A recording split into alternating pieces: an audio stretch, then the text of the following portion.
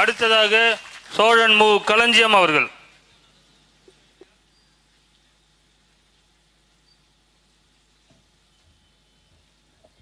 அனைவருக்கும் வணக்கம்.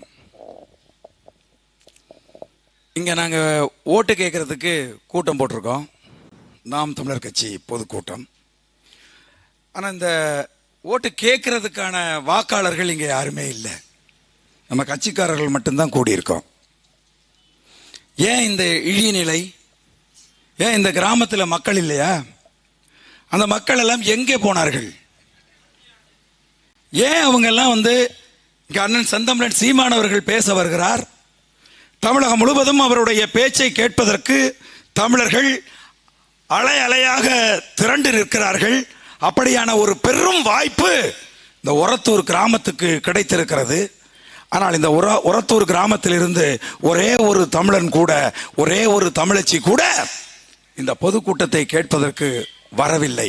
காரணம் என்ன அப்படின்னா, எல்லாரையும் திமுக காரர்கள் கூட்டிட்டு போயிட்டாங்க, பட்டியலை கொண்டே அடைச்சிட்டாங்க. நாம் வாக்கு கேட்பது அவர்களிடம் இருக்கக்கூடாது என்பதற்காக இன்னைக்கு ஒரு நாள் 2 நாள் இல்லை, தொடர்ச்சியாக நாம் எந்தெந்த ஊருக்கு போய் வாக்கு கேட்கறதுக்காக போனோமோ எந்த ஊர்லயும் யாரும் இல்லை. இவர்கள் கூட்டி கொண்டு போய் ஒரு இடத்துல வச்சுக்கிறாங்க.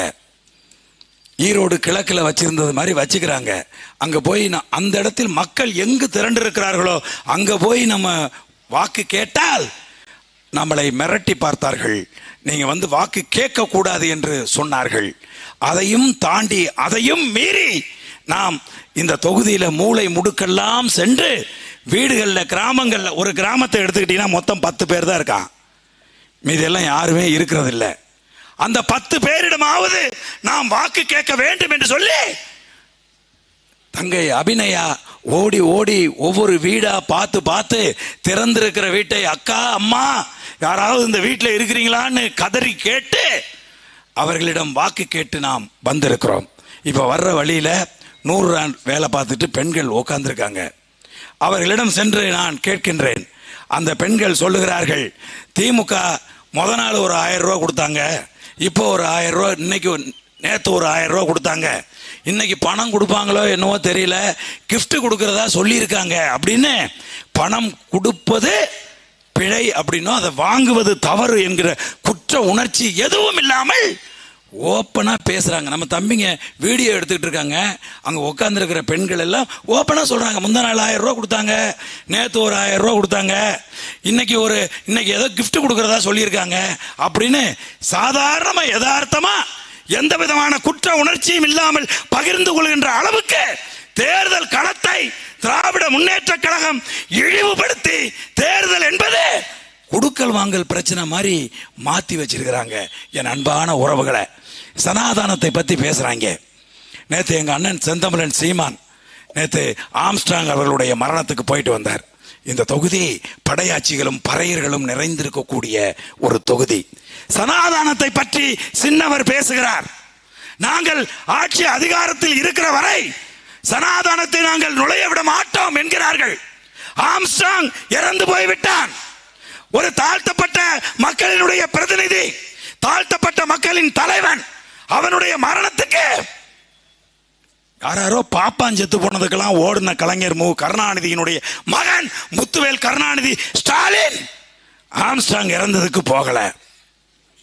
சரி, ஸ்டாலின் அவர்கள் போகல, அவங்க அமைச்சரவையில் இருக்கக்கூடிய எம்பிக்கள் எம்எல்ஏக்கள் ஆம்ஸ்ட்ராங் அவர்களுடைய மரணத்துக்கு சென்றார்களா அப்படின்னு கேட்டீங்கன்னா, ஆம்ஸ்ட்ராங் அவர்களுடைய மரணத்துக்கு ஒரு எம்எல்ஏவும் போல, ஒரு எம்பியும் போகல. அதெல்லாம் சரிதான்.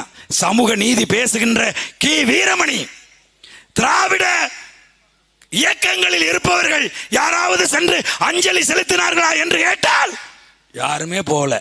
சாமியார் செத்து போனா கூட ஓடுறாங்க, வரிசை கட்டிட்டு போறாங்க.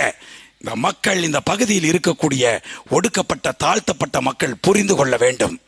சனாதானம் என்று பேசி, சாதி ஒழிப்பு என்று பேசி எப்படி இவர்கள் எல்லாம் நாடகம் ஆடுகிறார்கள் என்பதை இந்த பகுதியில் இருக்கக்கூடிய மக்கள் புரிந்து கொள்ள வேண்டும். ஏன் திராவிட முன்னேற்ற கழகம் ஆம்ஸ்ட்ராங்கின் மரணத்தை ஏன் புறக்கணிக்குது? நேத்துல இருந்து, ஆம்ஸ்ட்ராங் இறந்ததில் இருந்து இணையதளங்களை பார்ப்பவர்களுக்கு புரிந்திருக்கும். ஆம்ஸ்ட்ராங் அவர்கள் ஒவ்வொரு மேடையிலும் பேசிய பேச்சுக்கள் அனைத்தும் அண்ணன் செந்தமிழன் சீமான் 15 ஆண்டு காலமாக இந்த தமிழ் நிலப்பரப்பில் மேடை மேடையாக பேசுகின்ற கருத்துக்களை ஆம்ஸ்ட்ராங் மேடையில் பேசியிருக்கிறான். அதனாலதான் இந்த திராவிட சக்திகள் ஒட்டுமொத்தமாக புறக்கணித்திருக்கிறார்கள் என்பது தெள்ள தெளிவாக தெரிகிறது என் அன்பான உறவுகளை.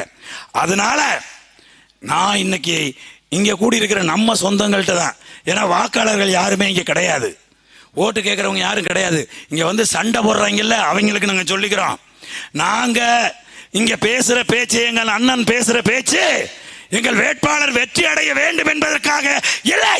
இது 2026க்கான ஒத்திகை களமாகத்தான் இந்த விக்கிரவாண்டி தொகுதியை நாங்கள் முன்னெடுத்திருக்கின்றோம்.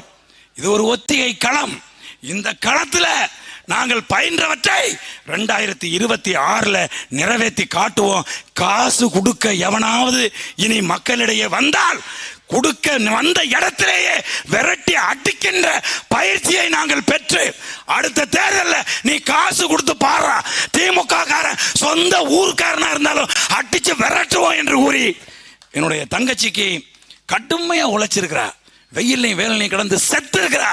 அந்த பெண்ணுக்கு இந்த பகுதியில் இருக்கக்கூடிய கிராமப்புறத்தில் இருக்கக்கூடிய மக்கள் முதல் ஓட்டு பெட்டியில 2வது இடத்துல இருக்கிற மைக் சின்னத்துக்கு வாக்களிக்க வேண்டும் என்று கேட்டு விடைபெறுகிறேன். நாம் தமிழர். அடுத்ததாக மாநில கொள்கை பரப்பு செயலாளர் சாட்டை துரைமுருகன் அவர்கள்.